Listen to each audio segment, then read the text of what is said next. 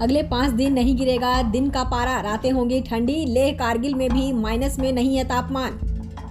पहाड़ी इलाकों से लेकर मैदानी इलाकों तक धीरे धीरे ठंड बढ़ती जा रही है, लेकिन अभी भी देश के प्रमुख पहाड़ी शहरों में और इलाकों में दिन का पारा माइनस में नहीं पहुंचा है, जबकि मैदानी इलाकों में भी दिन के तापमान में इतनी गिरावट दर्ज नहीं हुई है।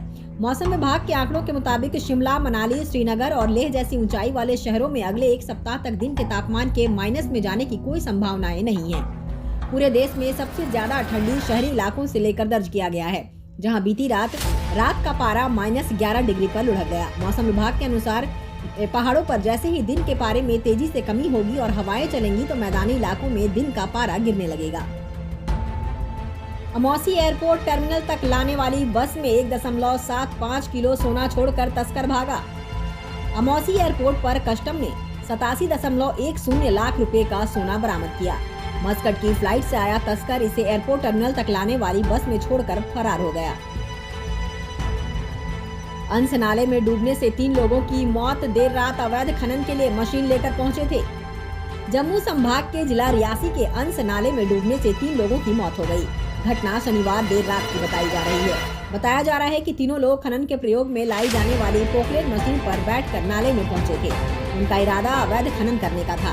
अंधेरा होने के चलते मशीन गहरे पानी की चपेट में आ गई। तीनों मशीन के कैबिन में बैठे हुए थे, जो कि उसमें फंस गए और बाहर नहीं निकल पाए। इससे उनकी मौत हो गई।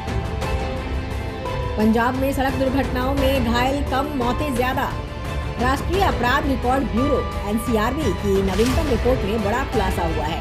रिपोर्ट के मुताबिक पंजाब में 2021 और 2022 में सड़क हादसों में मरने वालों की संख्या घायलों से अधिक थी। वहीं आंकड़ों से ये भी पता चला है कि पड़ोसी राज्य हरियाणा में पंजाब की तुलना में मौतों का आंकड़ा अधिक है। हालांकि हरियाणा में मौतों की तुलना में घायल होने वालों की संख्या अधिक है। सड़क हादसों में आमतौर पर मौत की तुलना में घायल होने वालों की संख्या अधिक होती है, मगर अब आंकड़ों से पता चला है कि पंजाब और कुछ अन्य राज्यों में मृतकों का आंकड़ा घायलों से अधिक है। श्री डूंगरगढ़ नेशनल हाईवे पर ट्रक और बोलेरो में हुई भिड़ंत। बीकानेर जिले में श्री डूंगरगढ़ नेशनल हाईवे पर ट्रक और बोलेरो की आमने सामने से हुई भिड़ंत में बोलेरो में सवार 3 लोग गंभीर रूप से घायल हो गए। टक्कर इतनी भयावह थी कि ट्रक में भीषण आग लग गई और ट्रक पूरी तरह से जलकर खाक हो गया। ट्रक चालक ने किसी तरह कूदकर अपनी जान बचाई। धीरज साहू के घर से नकदी बरामदगी के मामले में बैकफुट पर कांग्रेस सांसद धीरज साहू के घर पर आयकर विभाग द्वारा की गई छापेमारी में बड़ी संख्या में नकदी नोट बरामद किए गए। सूत्रों की माने तो जब्ती की रकम 290 करोड़ रुपए तक पहुंचने की उम्मीद है। बताया जा रहा है कि एजेंसी द्वारा एक ही छापेमारी में जब्त सबसे अधिक नकदी होगी। ओपीएस में 1000 करोड़ का घोटाला।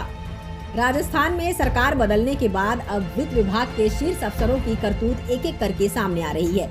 पिछले गहलोत सरकार ने कर्मचारियों के हित को देखते हुए जो ओल्ड पेंशन स्कीम ओपीएस लागू की थी, उसमें भी वित्त विभाग के आला अफसरों ने बड़ा झोल कर दिया।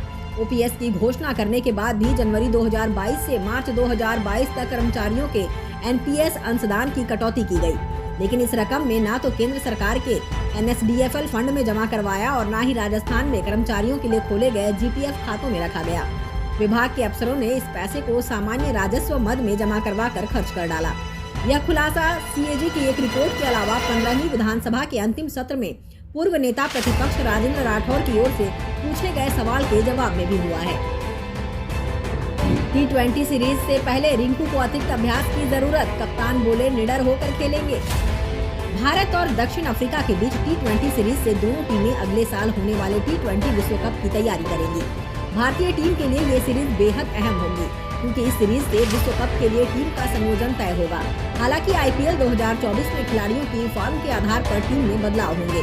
इस सीरीज से पहले रिंकू सिंह ने अतिरिक्त अभ्यास की जरूरत जताई है। वहीं कप्तान सूर्य कुमार ने कहा कि अगर टीम निडर होकर खेलती है तो नतीजे भारत के पक्ष में ही रहेंगे।